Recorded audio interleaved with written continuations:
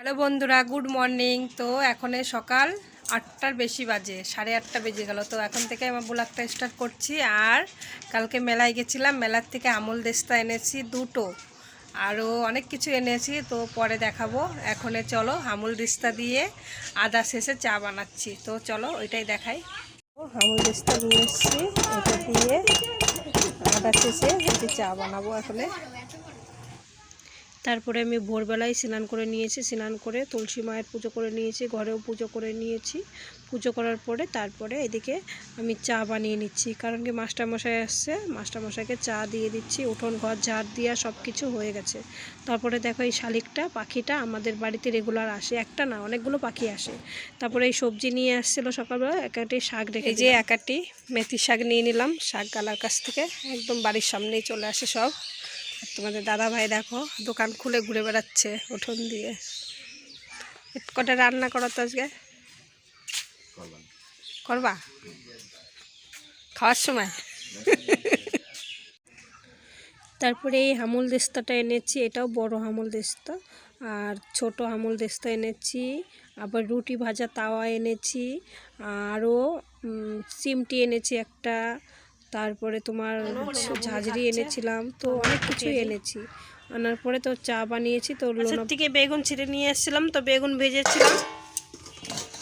আর মাছের তরকারি করেছিলাম কচু দিয়ে, কচুর তরকারি, যে কচুর তরকারি। আজকে তেলটা গরম হয়ে গেছিলো, এর জন্য তরকারিটা একটু কালো কালো হয়ে গেছে। পড়াগুলো কমপ্লিট করলি না তাই তো? তুই করবি না আমি জানি। ভাই কত খেয়াল রাখে, জামা কাপড় নাড়ার জন্য তার টানিয়ে দিচ্ছে, এই যে দড়ি পাকিয়ে এখন টানিয়ে দিল। আর আমার যা ঠান্ডা লাগছে দেখো, সোয়েটার পরে নিয়েছি, আবার একটা চাদর উড়িয়েছি। ওই পাশে কেউ নাই কিন্তু, ধরো চলে যাই, দোকানের ওখানে কেউ নেই, এই যে দড়ি টানিয়ে দিচ্ছে জামা কাপড় মেলার জন্য। হ্যাঁ কোথায় বললো? হেঁটে আসি, হাঁটতে গেল দুইজন। আর আমি এখন মেশিনে বসবো একটু, পিছন দিয়ে জামা কাপড় মেলার জন্য। এদিকে রোদ আসে, আমাদের বাড়িতে তো একটু রোদ আসে না। আর দেখো বাড়ি সব কেউ নেই বাড়িতে এখন, আমি শুধু এখন দোকানে বসবো, একটু মেশিনে বসবো। নাইটির পিস কাটা আছে, তো সেটা সেলাই করবো। ঠান্ডা যা লাগছে, চাদর পরে নিয়েছি, সোয়েটার পরে নিয়েছি। আর এই যে এই পিসটা যে মেশিনের উপর, এখন এটা দিয়ে নাইটি বানাবো। আর সব এলোমেলো হয়ে আছে, দোকান নেওয়ার জন্য আসছিল তো নিল না। আর সব এলোমেলো জামা কাপড়, এগুলো সেলাই হয়ে গেছে, এগুলো সব গুছাতে হবে আবার। সব এলোমেলো হয়ে আছে, সব গুছাবো এখন।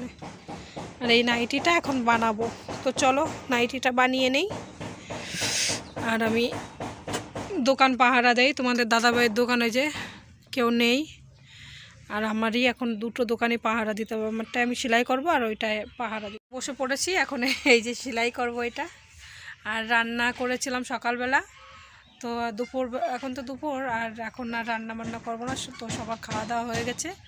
এখন আমি সেলাই করতে চলে আসছি, তো সেলাই করব। এখন 4টে বাজতে গেল, প্রায় কি 4টে মানে বেজে গেছে, অনেক টাইম হয়ে গেছে। তো এখনও চলো সেলাই করে নেই, তো রাত্রির বেলা আবার রুটি বানাবো, রুটি বা আলু ভাজা এগুলো করে নেব। তো চলো দেখতে থাকো বন্ধুরা, আর আশা করি ভালো লাগবে তোমাদের। ওখানে তো বসছিলাম সেলাই করব দেখে, তো আবার ছাগলগুলো দেখো ম্যাঁ ম্যাঁ করছে। এই যে ছাগল একটা, এই পাশে যে একটা ছাগল।